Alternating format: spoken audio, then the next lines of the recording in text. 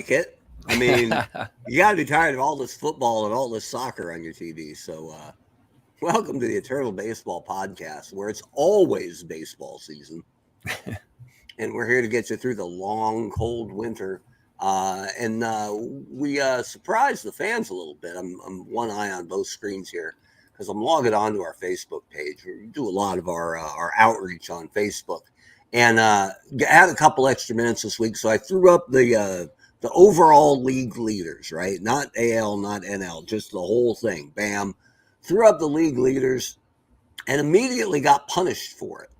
So, I don't know, we're probably not going to use real names here, but for the guy who looked at the pitching leaders after 4 starts, right?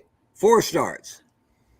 And, here we go. Said, this way will be public about it. I should have been better prepared for this. Yeah. I'm looking at the pitching and I don't see the name Bob Gibson. This tells me whoever is involved with this doesn't know anything about baseball. Ooh. To not have the greatest pitcher to ever play not listed. What a joke. All right. That's fair criticism, sir. Thank you. Right. Thank you for spending the time to give us that criticism. He makes a good point here. I think the easiest. So the pitch back, is kill him with kindness. Bob Gibson's 2-2 with a 2.97 ERA through his first 4 starts in season 3. He was 17-13 with a 2.9 in season 2. The sim software we use, that's Action PC Baseball from DKSports.com, modifies every player's stats anywhere up and down between 30% each season, and that number cannot be viewed or changed by anyone. It's possible Bob Gibson is having a tough year, but it's hard to gain any real insight after just 4 starts. So, we'll hold out hope that Bob Gibson isn't going to be trash this year with his 2.97 ERA against the very best players of all time. That guy's holding his breath, just waiting for you to respond. Like, come on. He's got you on notifications, right? I don't know anything about baseball, but it seems like a fun sport. So maybe we'll do this for a little while, just get some time. I really hope Bob has a good 5th start because I hate to give up on the season 4 starts in. Pins and needles, man. Ooh. So there we go. We had a couple mad and laughing emojis at the umbrage taken. So again, 4 starts, chill out. And another thing, after a couple of years in, everybody's stats on average, now they can skew for every guy because of that modifier this system uses, but on average, the pitchers are not quite as good as you'd expect them to be. And the hitters are not quite as good as you'd expect them to be. Because even, just pick them, right? Manny Machado in his prime, heading up to Boston, is going to face Cy Young, Pedro Martinez, and Roger Clemens in their prime, okay? So, it is, the numbers collide, and it becomes, the movable object and the resistible force. Both sides bend a little bit, so... there's no off days in Eternal Baseball. No off days. Unless you're playing the AL South. And then unless it's Friday. There's totally off day, just Friday. Because, 6 games a week. Can't have them traveling every day. That's a little rough on them. So even though we teleport them from city to city to save on jet lag. But and the guys who played in the 1890s wouldn't get on the plane anyway. You're right. They're like, no, man, no. What is this magic? Man's not meant to fly. Come on. Where's the train? Where's that newfangled train I keep hearing about? Tino's got a trade offer. You can one of these years we'll get crazy maybe and have the computer do some swaps. Yeah, exactly. Detroit will send you Jack Morris and Norm Cash. They got plenty of first basemen up there. So anyway, and that I guess we should have started with this because it's hard to be silly and then get serious, but we always do mention it on the Facebook page and I think on our Twitter feed when one of the legends of the game passes away again in real life. And so we said goodbye to Gaylord Perry this week. And even though he played, people think of him as this monster journeyman because I think he played for 9 teams, but he actually spent a decade in San Francisco. So he's a giant for sure. And then it got a little kooky there at the end where he really, I don't know if you can say he enjoyed free agency, but he certainly explored free agency. How long was he? He was in Atlanta, right? He was in Atlanta for a little while. I remember some TBS action with, but that was when he was very great, right? And yeah, and I don't. He was doctoring the heck out of some pitch, allegedly. I mean, I think he always was. I think he chewed on bark, a certain kind of bark that got his saliva going. Gotcha. And not that I mean, it's kind of hypocritical. And some people point this out to say it's hypocritical to go, Bonds, McGuire, and Clemens never getting into my hall, where Gaylord Perry wrote a book about how massive a cheater he was. But if I did it.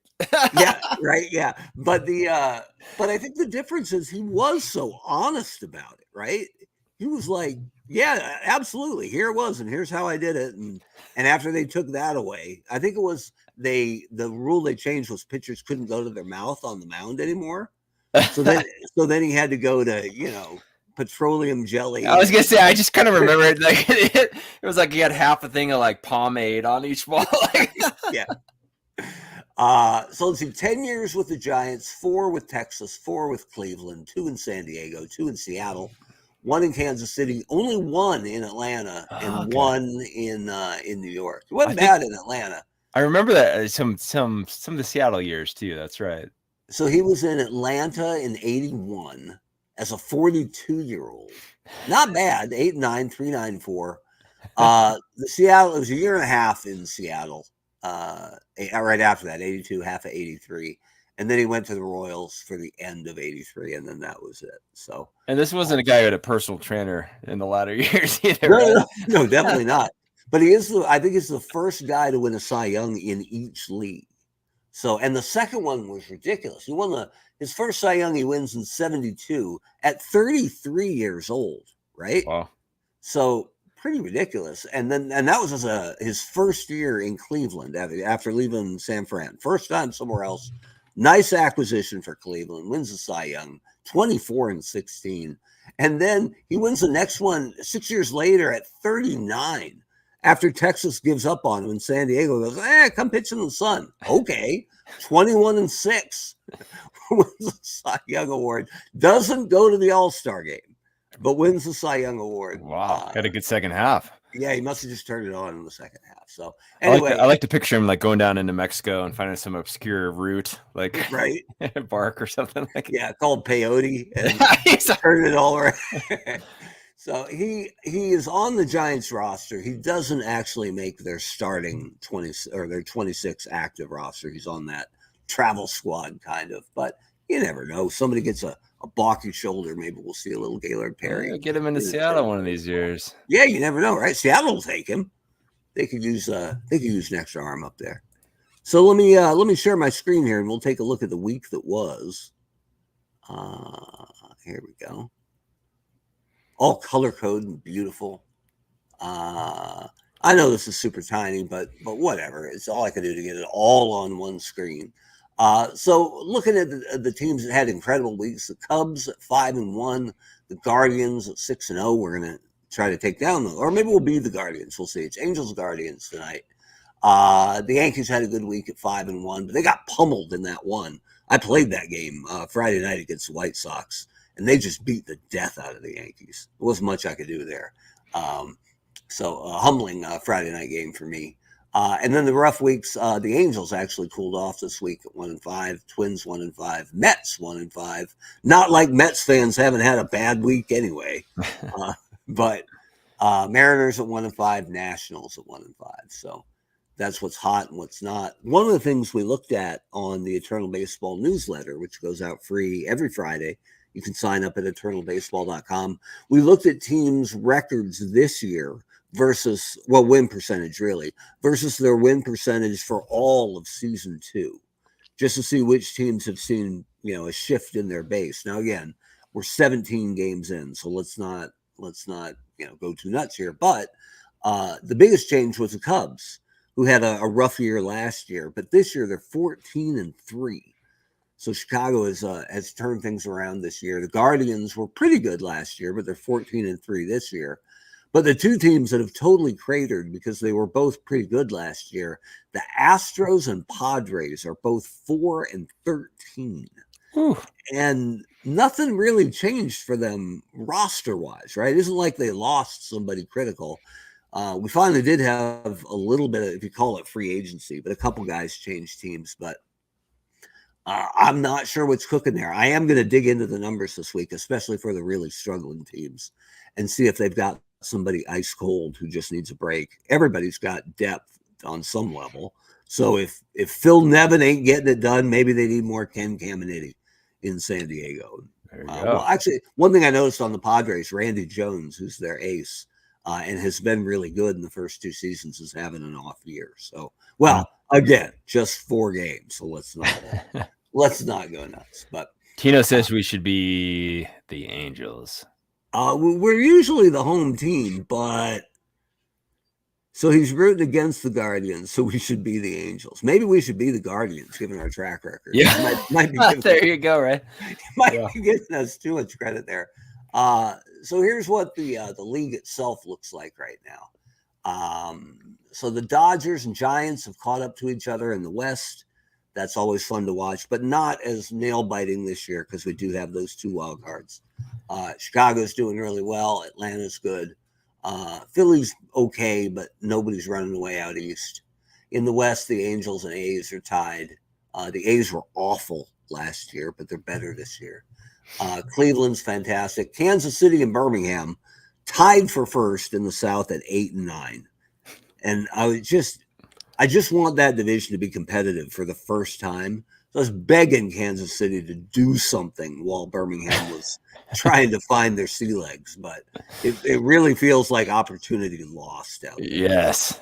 Yeah, Tampa Bay, step up. Yeah, Tampa's hurting a little bit. Although that was another thing we looked at on the podcast or the newsletter on Friday was Ks per 9 inning through 4 starts, and it was Satchel Paige and I think Tom Seaver and Tyler Glasnow third. Like, look at you, kid. All right, and I think Jake Peavy was 4th. Oh, Peavy, so, and nice. Nothing wrong. I always liked Peavy, but I wouldn't. He wasn't a strikeout juggernaut or anything, but who am I to judge? Guy bought a duck boat. Maybe he's motivated. Oh, we got to roll back. Rob just showed. Oh, what's up? It's always good to see Rob in the house. I'll try not to ban him this week. But we did have some bot love last week, so we'll keep our radar up here. So moving along here, it always takes a while to get to current. There's a way to fix that. I haven't figured it out yet. I figured it out last year and I forgot. So here we go. December 5th, first game of the Monday schedule. And we've got Los Angeles at Cleveland. We're usually the home team.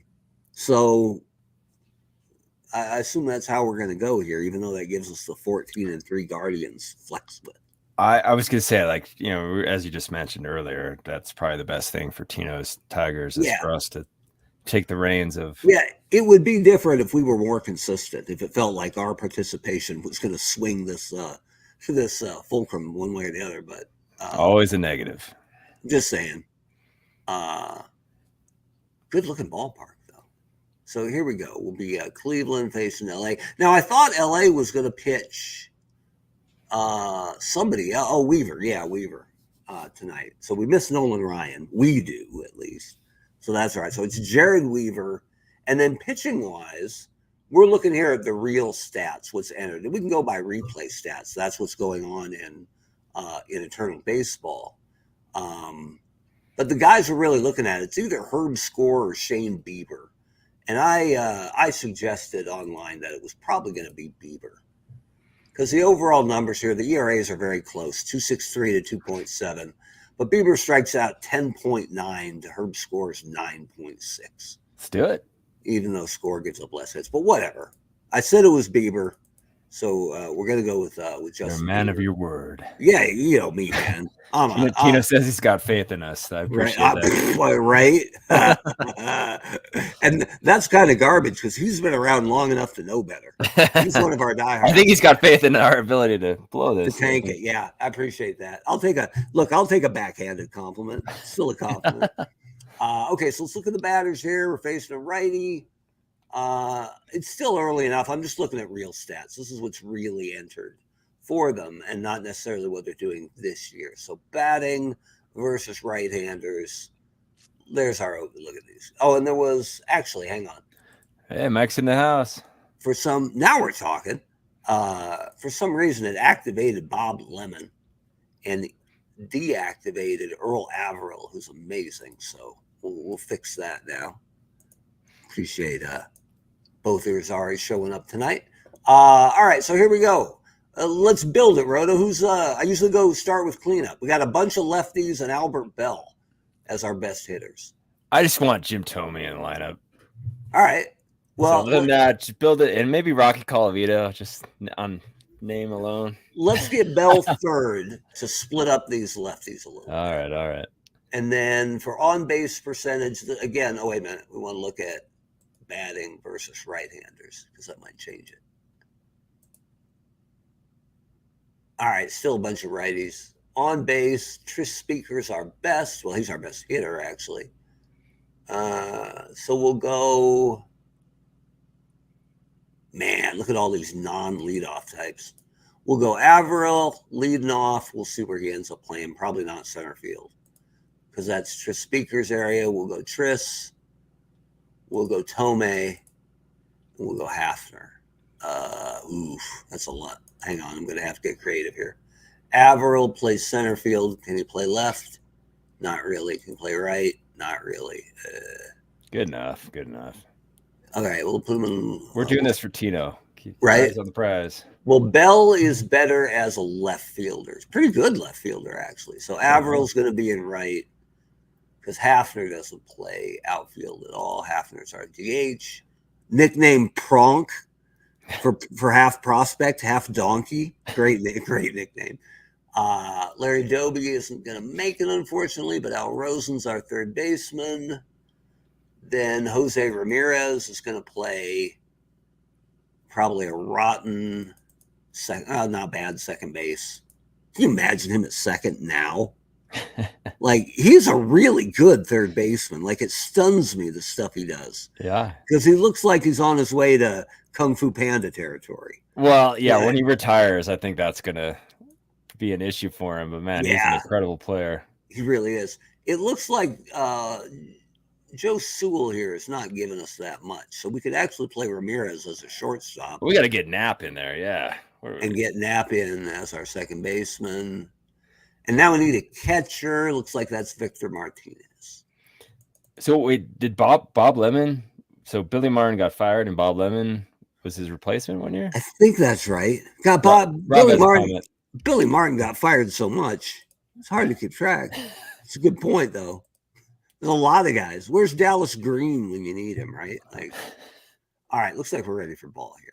So, I must confess, I'm not up to date on my Yankee managerial turnover from the 70s and 80s. Yeah, it slowed way down in the last 25 years. Oh, Rob said in 78. Okay. Oh, there you go.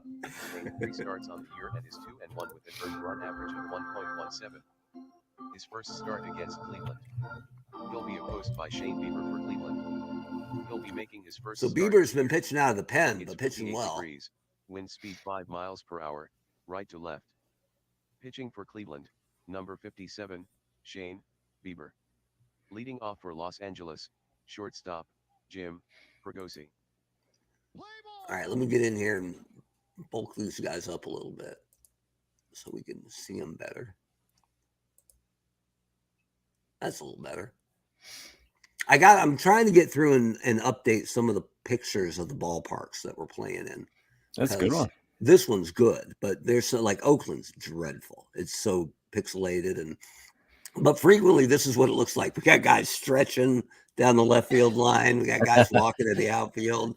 Or I get a beautiful shot of a ballpark and there's nobody in it, not one fan. Like, hard to find one in the middle, but I am working on it. So here we go with the Beebs.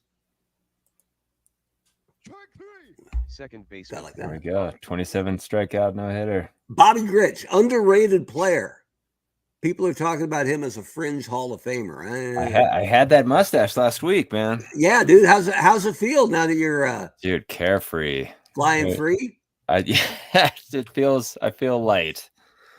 Did you shave it down to like a pencil? Did you do the Dali for like a minute or? Well, I kind of trimmed it inward, and then it just looked really atrocious. And then it was like, okay, let's just be done with it. Time to go. Did you get it? Now, if this is TMI, God, imagine you got a big old kiss when you came out looking like Roto again. Well, my wife was out of town, so yeah.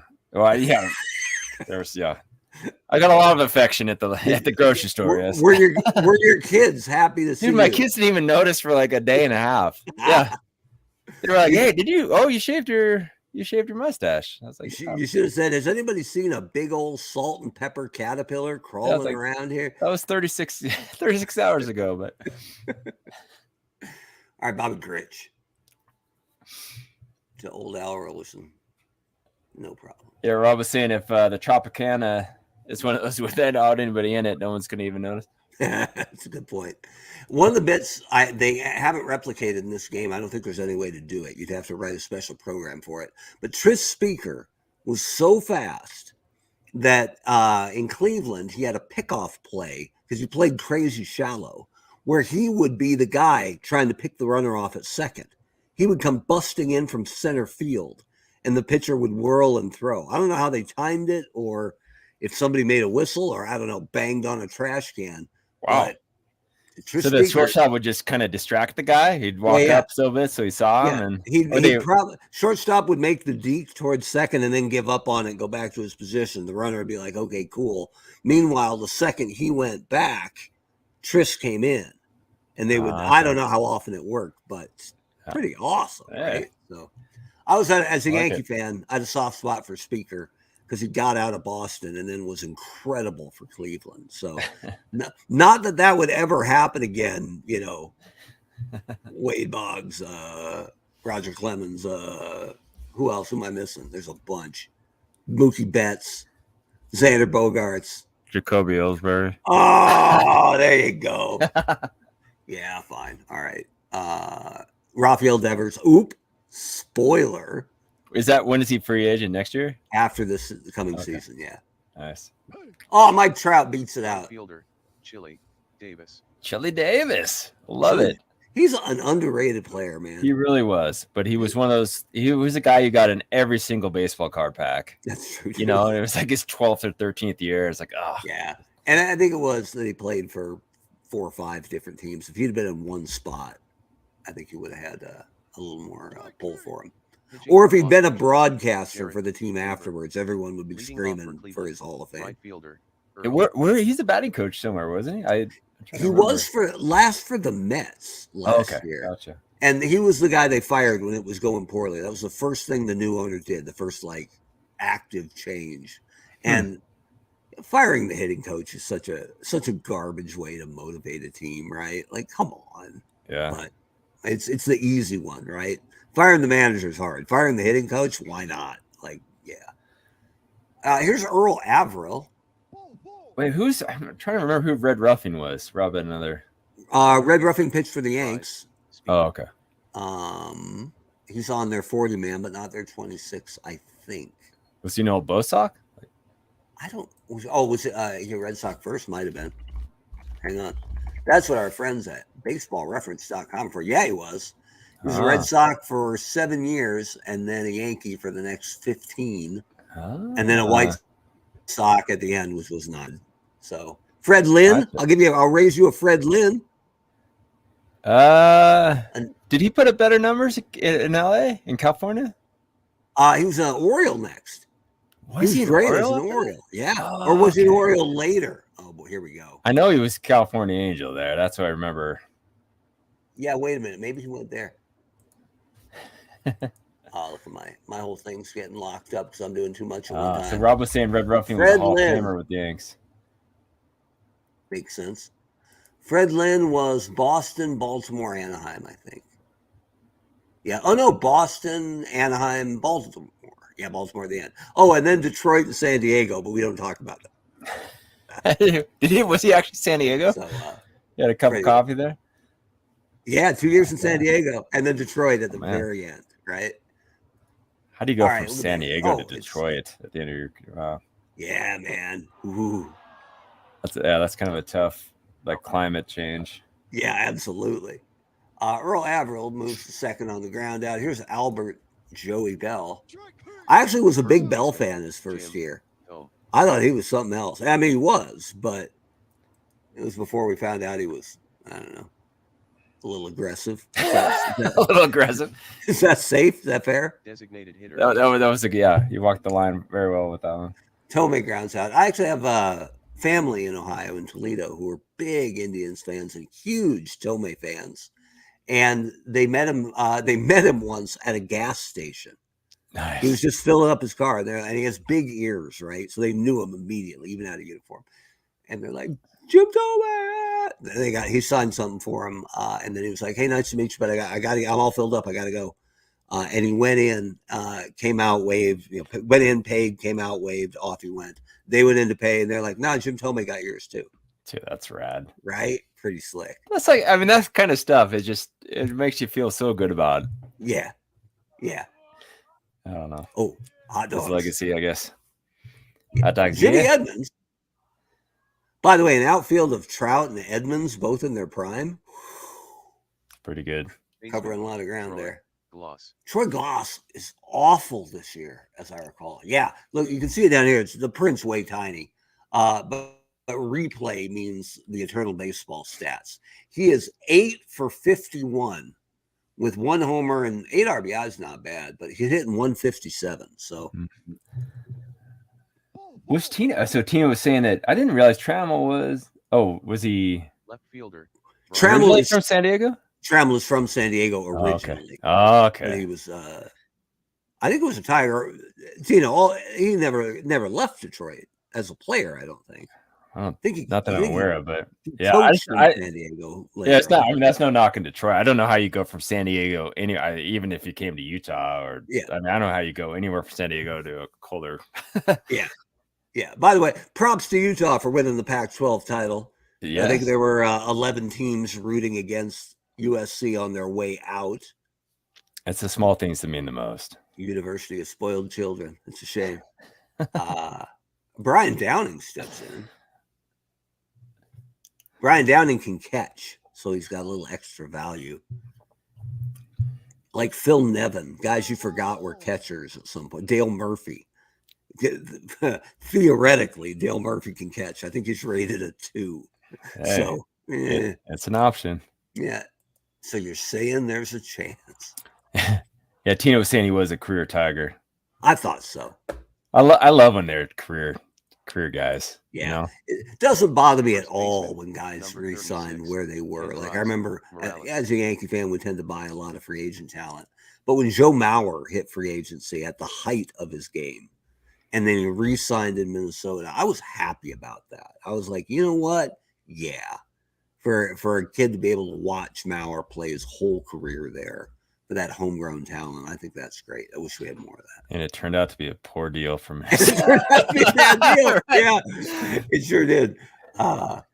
Kendrick Morales wasn't anywhere near enough of a hometown deal over there.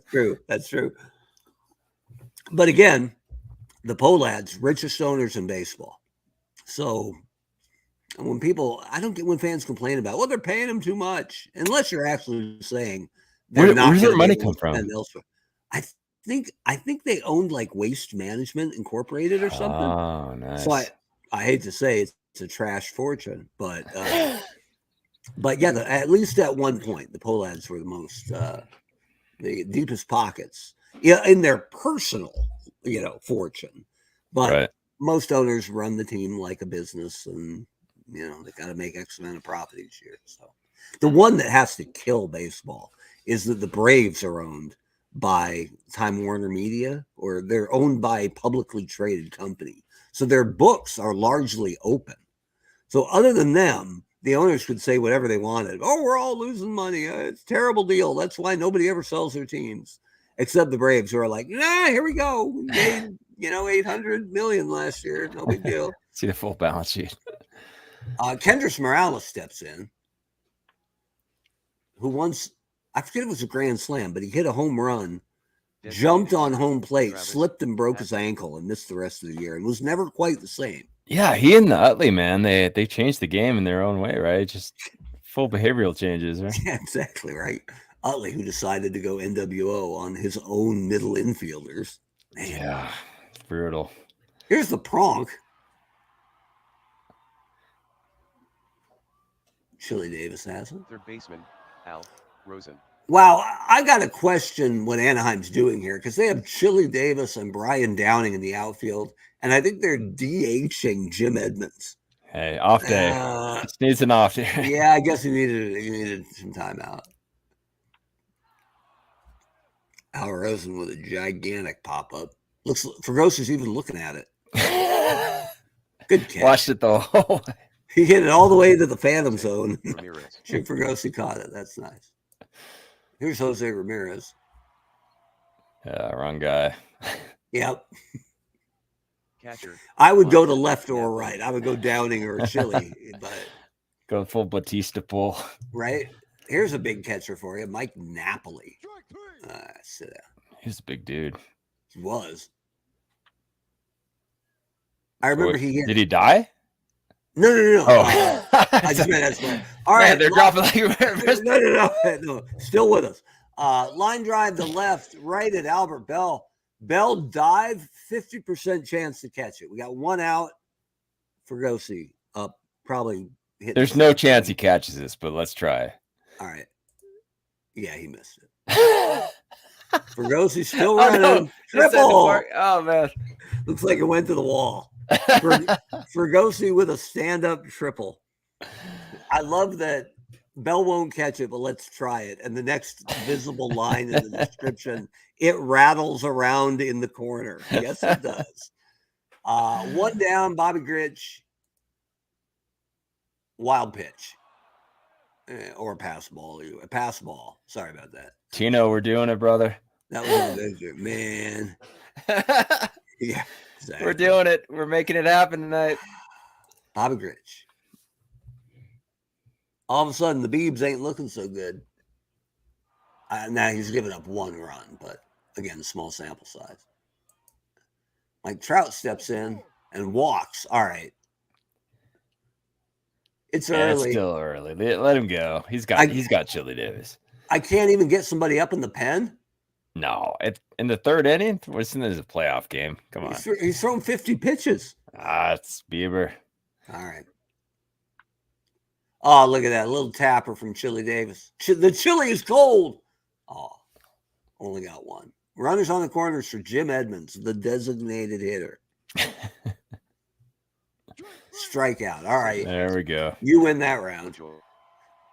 Nap LaJoy. I forget. It's LaJoy, isn't it? It's not LaJoy.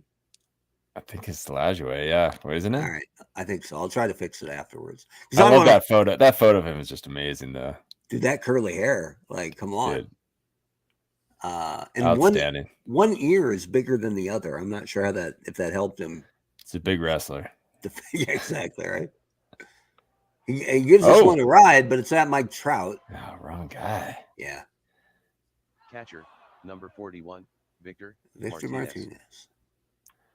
Again, stop hitting the Trout if you're the Cleveland Guardians. Oh, it's off the wall. Nice.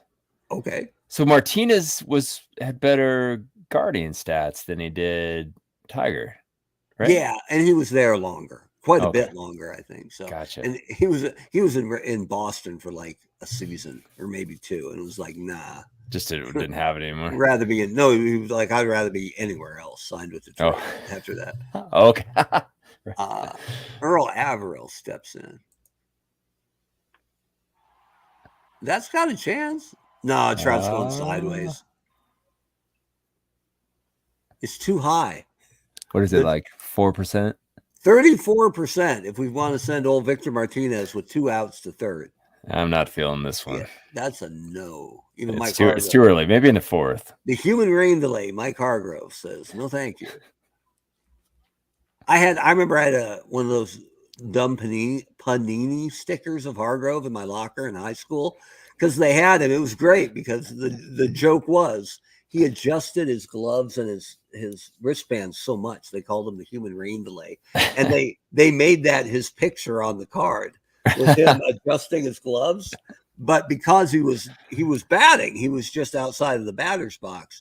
He had leaned the bat up between his legs, and that's what they chose for his photo for his community card. And I'm like, dude, that's locker room material right there. So maybe I can find it somewhere. It's probably still there. They had better adhesives back then. Yeah, it's probably true. They never could get it off. Tris Speaker, who's a fantastic bunter, but that doesn't help us with 2 outs. Trout seems to be. Oh wait, that's really high. Wow, that just shot up in the air, dude. Wow. I'm not sure about the physical trajectory of that one, but we'll take that, it. Mike Trout. See, this is the stuff that drives me nuts, and I got to get it fixed. See right there, homer number 6, 83 feet, but they showed it going to like dead center, and it's 410 to dead center. So I guess if it was a little more to the right, that's out at 383. Either way, a big time home run from Tris Speaker puts the Guardians up 2-1.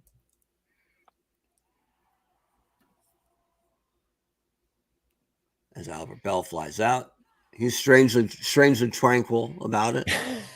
He knows you can't get a hit every time. He's doing a lot of meditation these days, right?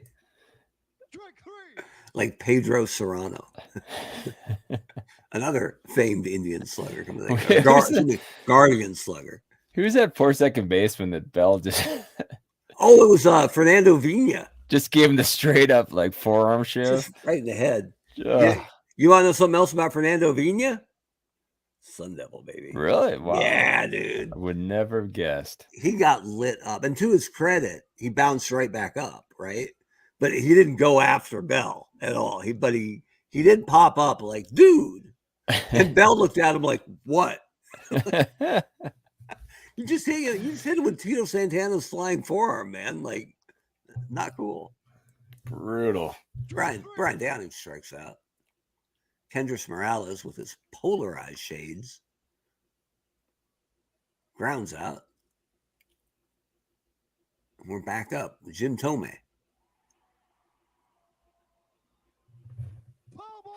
Finds seats. Strikes out. Here's the Pronk. Run it out, Pronk. Can you imagine if Jim Thome actually did like a serious steroid cycle? Right? They actually asked him about that. I saw a quote like a month ago where they're like, because he hit 600? At least 500. Yeah. And they were like, you were one of those steroid guys. He's like, steroids, please. I put 2 things in my body, steak and cheese. But he had like a believable body, right? It's like he's a huge guy, but he wasn't one of those where you looked at him and was like, oh, my, come on. Yeah, I don't know that there was a ton of gym work going in for, ironically, Jim told me. If he was on like the Gabe Kapler, like training regimen, can you imagine like how big that guy would have gone? He hit 612 home runs. Jeez, dude. Amazing. Another guy that's, I wasn't sure he hit 600. Like, how many guys have hit 600? 5, 6? Not that many. Al Rosen steps in. Is Al Roker still going strong? He missed the Thanksgiving Day parade this year, which is like one of his big things. Yeah. And I only know it because I've been tied to a chair and forced to watch it for the last several years. And they said, Al, we're sorry you're not here. We know you miss us. And I'm like, I don't know if he misses you that much. What's the story? I don't know. I think he just got tired of the parade like me. Oh no, he must have been. Something was going on. Yeah. We're celebrating somebody's 100th birthday somewhere. Couple more Jim Thome. Oh, yeah. Members of the Admiration Club. Jim Thome was always huge. Just an absolute unit, that guy. Yeah, he was a big third baseman when he came up. He still qualifies as a third baseman. Not advisable, but I mean, we've seen Gary Sheffield play shortstop internal baseball. Tell me, it was just one of those guys that just had the old country build, right? And you just like a couple generations skipped there, and he was farm strong, pretty sure. Yes, that's a good way of describing it. Yeah, Rob said Roker's had some health issues lately. Oh, yeah. we wish. I hope he's okay. Yeah, he had to feel better after not having to go to that parade on Thanksgiving. I'm just saying. So that's a family tradition for you guys? We watched it a couple years. You see me weighing the funny line versus, this is going to be on tape where anybody can watch it. There you go. Hey, fast forward to 42 minutes in and Mark rips a family tradition. I think it would actually, is there a feed where you can just watch the parade and I don't have to watch like the crappy country music singer? Like, no, but there's one that... there's not like a public access feed where it's just some dude. There's one, ESPN has a feed and it has Michael K and A-Rod on it, but nobody watches it. But it's just them talking about it, or nobody watches A-Rod? If they had the Manning brothers do it, if they Manning casted it, I watched it just to hear Peyton be like, "Look at that, that's Charlie Brown." Oh, it's like Charlie Brown.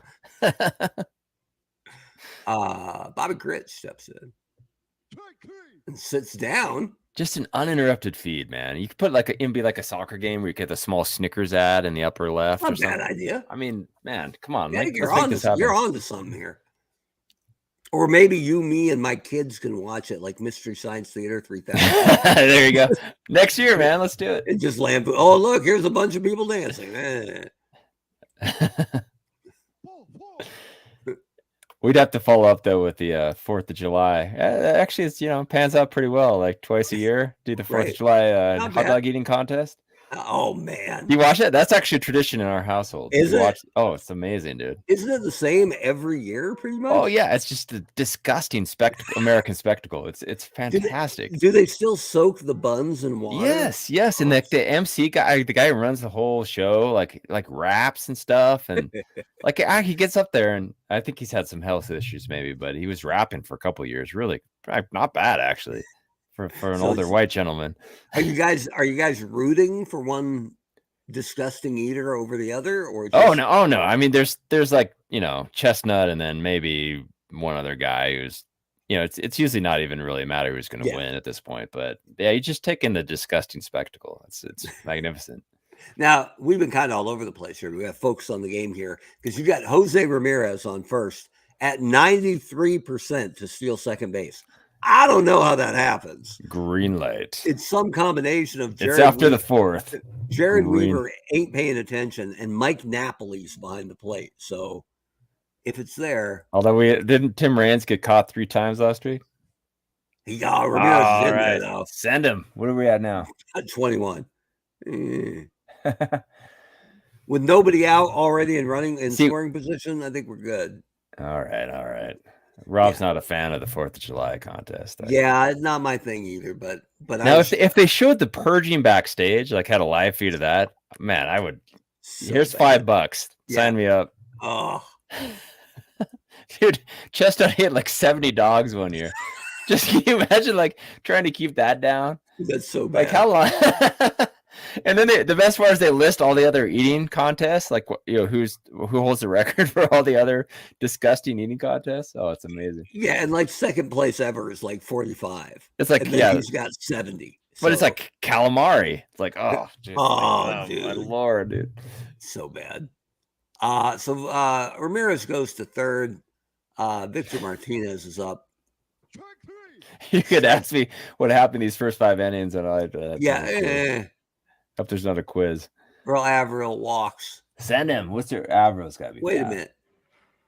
Oh, the ball got away from Napoli on ball 4, and Ramirez scored. Hey, look at us. Oh wait, sorry. We're supposed to be blowing this one. What's Averill at? 29. Oh, come on, Earl. I can make Speaker take a pitch if you want. See if that gets any better. Is Earl actually fast? I don't even know. I can't read his stats. Not specifically. He stole 6. Oh, okay. Never mind. Let's hit and run though. Let's get crazy. We got a 2-run lead. I got no problem with that. Tris Speaker's good with the bat. Fergosi with a great play though. So Rob said that Chestnut was in town this week eating over 12 pounds of shrimp cocktail. My God, that's just now I'm disgusted. Yeah, that's not good. I was doing well there for a while. I'll ban. You're banned, Rob. Get this guy out of here. You know what? Look at Chili Davis though, reaching out and dialing long distance. Wow. Wouldn't it be something if Rob is actually the owner of the bot army that attacks us once a week? And that's the big reveal. Stay tuned. We've nailed it down. Right. We've done a lot of digital forensics. He's been playing us all along. He's that skinhead guy. And yeah. By day, by mild-mannered school teacher, but at night, bot army commander. Skinhead porn purveyor. No, come on. Wait, sorry. Allegedly. Yeah, now Rob's got a luscious head of hair. You can see it on What's on Joe Mind every Friday night. So the skinhead reference completely inaccurate. Jim Edmonds. 16 pounds of shrimp? My word. That's gross. 16 pounds of anything's a bad idea. How do you how does your stomach? I mean, they must purge. I think that's a given. Well, they're eating the tail, right? You chomp and throw, right? So maybe it's only like 12 pounds. How do you keep that down? Like that must. The week after that, like, oh my word! I'm not keeping 12 shrimp down. That's disgusting. 12 pounds. It's been out in the sun for a couple hours. Troy Gloss, UCLA grad, so they can get the hell out of the Pac-12 too. See ya. Yeah. So somebody was the other night. I was watching that Utah game, and somebody I was there with said that there's something about the regions in California that have to approve it still. Is that a thing? Like, and they say they won't. Like, can you imagine how bad that travel's going to be? Not for football. Football, who cares? They play 10 games, right? Yeah. But for basketball and baseball and diving. Yeah, exactly right. You want to travel out to the Midwest for every road series? Like, oh. So bad. Whatever. Right. One way or another, you purge. Yeah, that's a good point. That's true. Albert Bell taking care of business. Oh, another great play. Ozzie Smith. Jim Tomei though, 0 for 2. Kendrys Morales flashing that 4 glove over there at first base. This game got tight all of a sudden. We got 3 runs on 2 hits. That's kind of ridiculous. Usually we got like 7 hits and no runs. Bieber, fine. That's our big shiny red light. Yeah, he's throwing 104 out of 120 max pitches. So mainly righties coming up. Let's see who we got out here in the pen for right-handers. So Emmanuel Clase is the closer because he's ridiculous. But they still got Doug Jones, Cody Allen, and Rafael Betancourt. It's a pretty good pen. It's not bad. Cody Allen had a couple years where he was slinging, right? Absolutely. So it looks like against right-handers, Betancourt holds him to a 193, but Doug Jones holds him to a 186. Your choice, man. Go with your gut. Jones go with the 16 pounds of shrimp in your gut. Right. What are they telling you? Jones can throw 30 pitches, Betancourt only 20. So I'm going with the grizzled vet, good old Doug Jones and his Earp-esque mustache warming up. That may be where your mustache went, was just to add on. I donated to the Veterans Committee. To Doug Jones. Doug Jones got it in the mail with a self-addressed stamped envelope. Sign my card. Bieber appears fine. All right, well, we'll give you Kendrys Morales to prove that. So far, so good. But Rob Napoli wants to know where Jose Mesa. Joe Table. That's a good point. Hang on. Since this has been a little bit of a scattered podcast. Let's see where Jose Mesa ended up. So Mesa, I thought he bounced around more than this, but he was only, he did. 7 years in Cleveland. So they would definitely get right of refusal. 4 in Philly, 4 in Baltimore, 2 in Pittsburgh, 2 in Seattle, 1 in San Fran, 1 in Detroit. And everybody got through Detroit. So if you look at his 3 best years in a row in Cleveland, they honestly weren't that good. He had one incredible year, the 95 year that they went to the series. He was 3-0 with 46 saves and a 1.13 ERA. Woo. I mean, ridiculous. But the 2 years around it, actually, we would go. Hang on, now I got to reset it. If you use that as year one of his 3 years of average, he had a 3.73 the next year, but then settled down to a 2.4. So, yeah, you know what? His ERA would be 2.47 for 3 years. That's not bad at all. He might be missing here from the Cleveland roster. Let's see. Pitchers. And we'll look at real stats, ERA. He absolutely belongs in here. So we will get Jose Mesa added. Thank you, Rob. And that'll probably bump Mike Clevenger off the roster, which is okay because they hate Clevenger in Cleveland now. So there you go. Jose Mesa, here he comes, but not during the game. So Bieber gets this is his last batter either way. Oh man. Get there, Tris. He's got it. Totally has it. I don't want to give him Fregosi. I'm going to Doug Jones. I bet if we do it. Oh, he appears fine. All right, fine. He gets Fregosi. Only because Fergosi's got no power. If he had any power at all, I wouldn't have had the guts to keep him there. That's pretty good, man. 7 innings. I'm still laughing at 2 hits, 3 runs. But cool. The Guardians just that good. And they're the team this year, the only team that's like built just for hitting for average, right? Watching that Stephen Kwan. Yeah, dude, watching that playoff series against the Yankees and they just peppering little base hits left and right. And I'm like, it was so frustrating because nobody else plays like that. But it was also awesome because there's no swing and miss in that whole lineup, pretty much. And they 80s throwback to yeah, dude, they're just nickel and diming. I thought they were the Royals, maybe. Like. All right, so Rob has a good point about Trevor Bauer. Yeah, that's a good point. Haven't heard anything about Bauer. Neither, man. Nuclear hot, I guess. Nobody's touching that. Al Rosen steps in. I thought Trout was going to catch it, but it's actually Chili Davis. Here's Jose Ramirez. Run, Jose. No. He's worn out from playing. I was going to say that. That's a late career, Jose Ramirez. Yeah, exactly. That's why he's a 4 at shortstop. And Nap Lajway, I'm pretty sure, with a single to right. Oh, send him. Showing our faith. We got to go. 49%. Take a pitch. All right, I'll give you that. Oh, they went to pick him off. Where we at? Now he's at 91. Go. They pissed him off. There he goes. What a jump. He's in there. Look at First us. steal of the year. What's he at? 48. He's tired, man. All right, Victor Martinez. Wild pitch.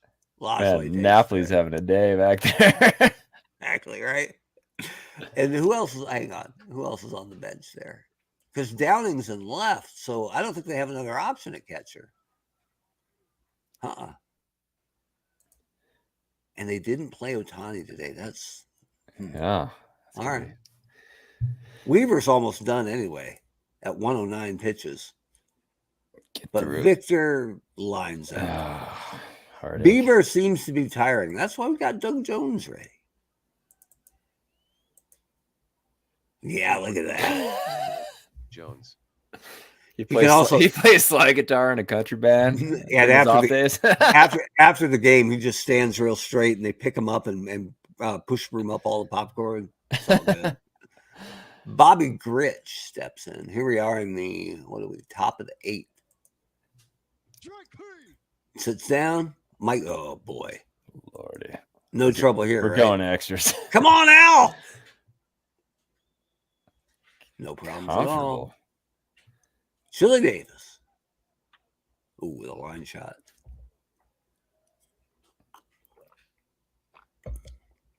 DH Jim Edmonds. Grounds out to Jim Thome. Whoa! Did he get Very it? nice. Oh yeah. Oh, okay. So top of the lineup for us, Weaver's still in. Not quite sure why.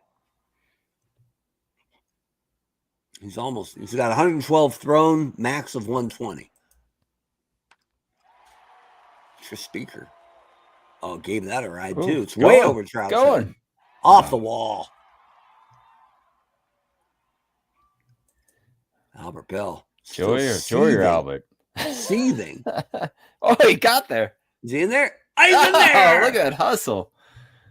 Now, I know you're thinking double steal here, but Triss is only 21 and Bell is 40. So we'll just let Jim Thome hit.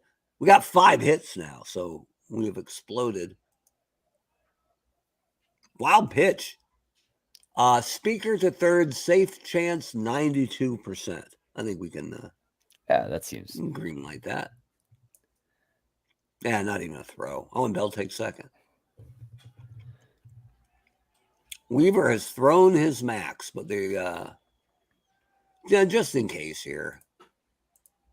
He's thrown his max, and I don't know for sure that they have someone up in the pen, so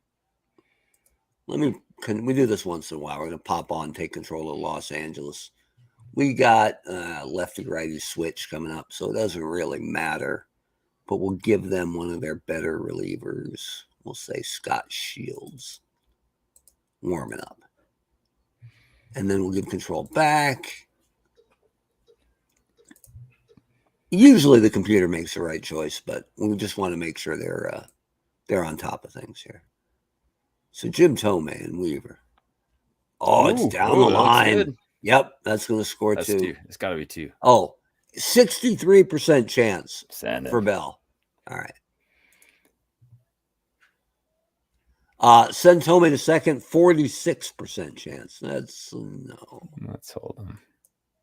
Throw coming home. Oh, he nailed him. God, he nailed him. He's meat. Oh, my God. Nice throw, Chili Davis.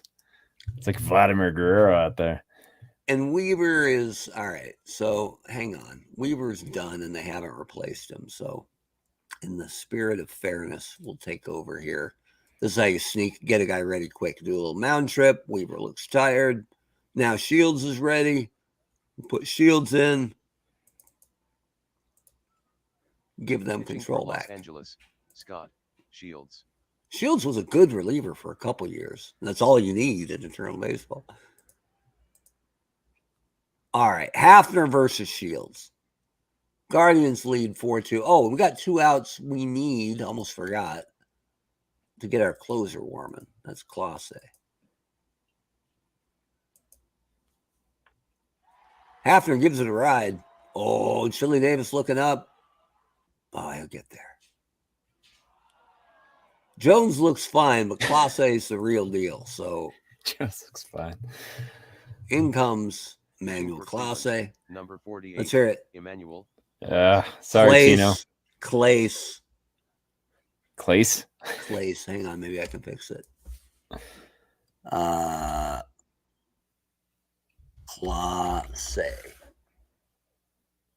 Claza.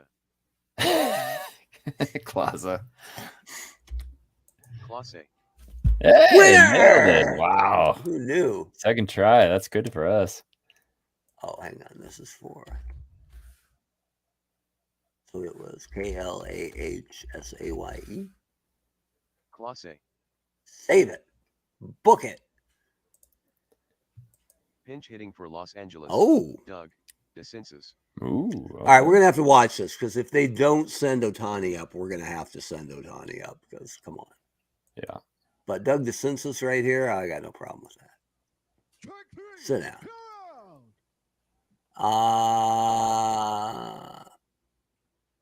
I suppose they would. Hang on. Let's look at LA. Who are their options? They got Salmon and Ohtani on the bench. Wally Joyner's inactive? What?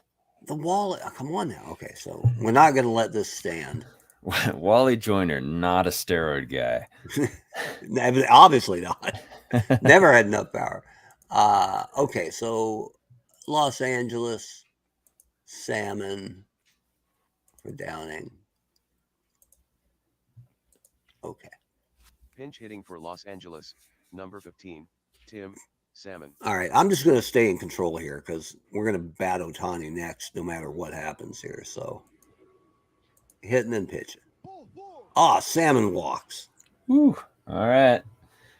So, wow, would you let Morales hit? And then, no, you can't pinch hit for Napoli because you got no other catchers. Because Downing's out of the game. Gotcha. So, all right. So we'll put Ohtani in for Morales. Ohtani is usually a pitcher. I know. It's fine. And then we'll give control back to Anaheim in case they want to run Salmon at 39% or something. Who would do such a thing? Pinch hitting for Los Angeles, number 17, the Hay, Otney. Good enough. Oh, wait a minute. Maybe I can fix that. I know this is ground the whole game to a halt, but Otney, how about Oni? Oe Oni.